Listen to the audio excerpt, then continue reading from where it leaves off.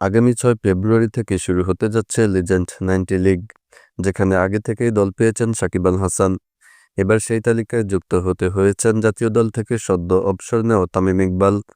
এই ওপেনারকে দলে ভিড়িয়েছে big boys squad. সোমবার ২০ জানুয়ারি লিজেন্ডস 90-র ফেসবুক পেজে প্রকাশিত একটি ভিডিও এই তথ্য নিশ্চিত করেছেন তামিম নিজেই। তিনি বলেন, আমি রোমাঞ্চের সঙ্গে জানাচ্ছি যে লিজেন্ড 90 লিগে অংশগ্রহণ করতে যাচ্ছি। আমি বিগ বয়েজের হয়ে খেলব।